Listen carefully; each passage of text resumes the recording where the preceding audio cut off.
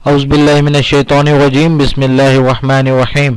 My name is Talha Najib और आप सबको वेलकम करता हूं अपने चैनल पे। Before we start our topic, आप सबसे गुजारिश है कि प्लीज़ सब्सक्राइब के बटन को क्लिक कर ले ताकि जो भी अपडेट्स हों वो आप तक पहुंच सके। आज हमने स्टडी करना है जी न्यूक्लियोलस। प्रीवियस टॉपिक में हमने न्यूक्लियस और उसकी न्यूक्लियर मेम्ब्रेन के बारे में स्टडी किया था। आज हम न्यूक्लियोलस के बारे में स्टडी करेंगे। What is the nucleolus? It is a dark stain body within the nucleus। ठीक है, न्यूक्लियस के अंदर एक डार्क स्टेन यानी कि धब्बे की तरह एक बॉडी होती है जिसको हम न्यूक्लियोलस का नाम देते हैं। And is without any membranous boundary to separate it from rest of the nuclear material. ठीक है, इसके गिर्द कोई भी ऐसी बाउंड्री नहीं होती जो इसको दूसरे न्यूक्लियस के अंदर जो चीजें हैं उससे मिलने से रोके। There may be one or more nucleoli in the nucleus। एक न्यूक्लियस के अंदर एक से ज्यादा न्यूक्लियोलाई हो सकते हैं। The ribosomal RNA is synthesized and stored into the nucleolus। ठीक है, अब न्यूक्लियोलस की क्या करता है? न्यूक्लियोलस साइट यानी कि जगह प्रोवाइड करता है। किसको? राइबोसोमल आरएनए को जगह प्रोवाइड करता है कि वो न्यूक्लियोलस अपने अंदर आकर स्टोर हो सके। It is composed of two region. Nucleolus के दो रीजन होते हैं। नंबर फर्स्ट के है जी हमारे पास द पेरिफेरल ग्रैनुलर एरिया। ठीक है, जो कि किससे बना होता है? प्रिकर्सर ऑफ द राइबोसोमल सब यूनिट्स। एंड और दूसरा हमारे पास जो इसका रीजन है उसको हम क्या नेम देते हैं? Central fibril. ठीक है, जो कि किससे बना होता है? लार्ज मॉलिक्यूल वेट आरएनए और डीएनए के। ठीक है, और राइबोसोमल डीएनए के। It is the nucleolus where ribosomes are assembled and then exported to the cytoplasm where nuclear pores. ठीक है, ये न्यूक्लियोलस ही है जहां पे क्या है? राइबोसोम असेंबल होते हैं और उसके बाद वहां से एक्सपोर्ट होते हैं यानी कि निकाले जाते हैं। कहाँ निकाले जाते हैं? साइटोप्लाज्म के अंदर। किसके थ्रू निकलते हैं? हमने लास्ट टॉपिक प्रीवियस टॉपिक में ये स्टडी किया था कि जो न्यूक्लियस और साइटोप्लाज्म के दरमियान एक पोर्स वाली है जिसको हम न्यूक्लियर पोर का नाम देते हैं। पोर्स होते हैं छोटे छोटे सुराख। तो ये न्यूक्लियोलस के अंदर क्या बनता है?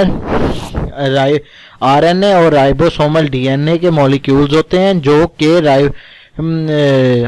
कि राइबोसोम्स बनाने में मदद करते हैं और वो राइबोसोम्स फिर क्रोमोसोम्स में साइटोप्लाज्म में जाते हैं। साइटोप्लाज्म में कैसे जाते हैं? विया द न्यूक्लियर पोर्स के जरिए। नेक्स्ट है हमारे पास क्रोमोसोम। ठीक है, nucleus is often deep stained with basic dyes. ठीक है, because of the chromatin material during the cell division chromatin material is converted into the darkly stained thread like structure. Next हमारे पास जो part आ जाता है वो है क्रोमोसोम। ठीक है, nucleus is often deeply stained with basic dyes. ठीक है, स्टेन किए होते हैं हमने न्यूक्लियस को बेसिक डाइज से। ठीक है, बिकॉज क्यों करते हैं? क्रोमैटिन मटेरियल की वजह से। ड्यूरिंग सेल डिवीजन, जब सेल डिवाइड हो रहा होता है, क्रोमैटिन मटेरियल जो होते हैं वो कन्वर्ट हो जाता है। किसके अंदर कन्वर्ट होता है? डार्क स्टेन्ड एक काले धब्बे की तरह एक थ्रेड लाइक स्ट्रक्चर होता है जिसको हम क्या नेम देते हैं? क्रोमोसोम्स। यानी कि जब सेल की डिवीजन हो जाती है तो जो क्रोमैटिन मटेरियल है वो किस में कन्वर्ट हो जाता है जी? क्रोमोसोम के अंदर। और वो क्रोमोसोम कैसा होता है? वो एक डार्क धब्बे की तरह एक स्ट्रक्चर बनाता है, धागों जैसा स्ट्रक्चर, जिसको हम क्रोमोसोम कहते हैं। अंडर अ कंपाउंड माइक्रोस्कोप, अगर हम कंपाउंड माइक्रोस्कोप में इसको स्टडी करें, chromosome appear to be made of arms and centromeres. ठीक है, क्रोमोसोम के अंदर क्या होते हैं? आर्म्स होते हैं और क्या होते हैं जी? सेंट्रोमेयर होते हैं। अब मैं दिखाता हूं कौन सा। ये है सेंट्रोमेयर रीजन। ठीक है, ये वाला क्या है? Centromere region. ये जहां पे एरो ये घूम रहा है इसको हम सेंट्रोमेयर रीजन्स कहते हैं। ये आर्म्स टाइप है। ठीक है, नेक्स्ट है हमारे पास centromere is the place on the chromosome where spindle fiber attach during the cell division।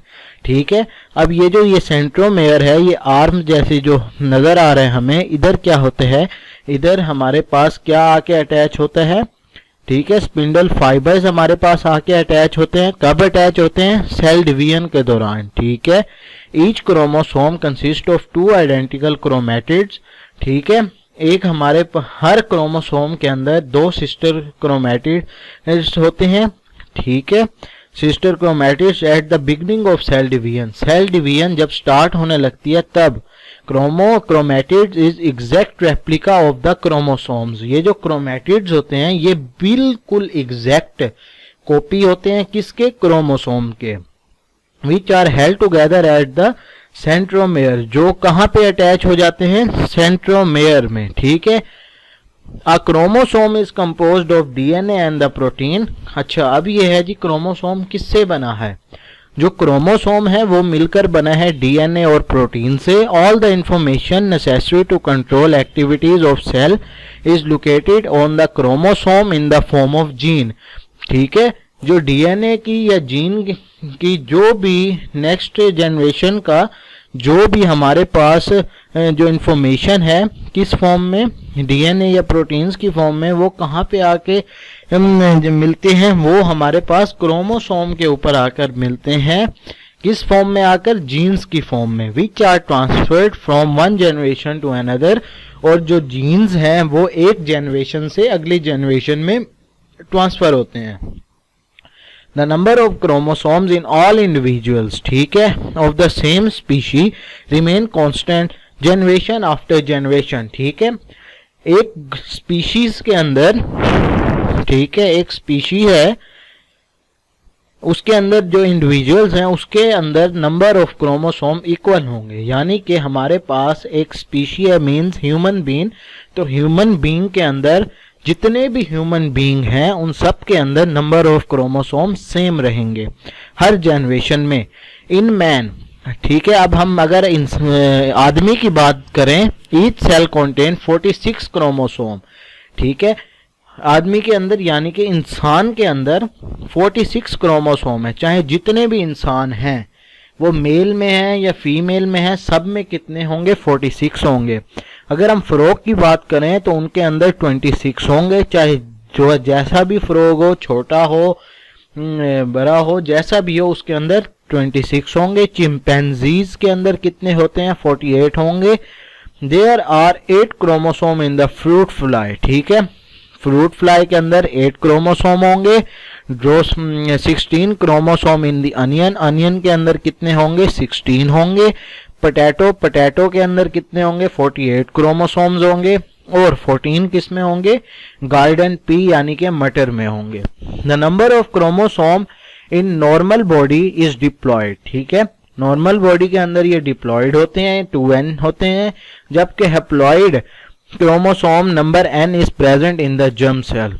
वो होते हैं जर्म सेल में होते हैं, यानी कि जर्म सेल कौन कौन से हैं? ह्यूमन का स्पर्म या एग्स, ठीक है।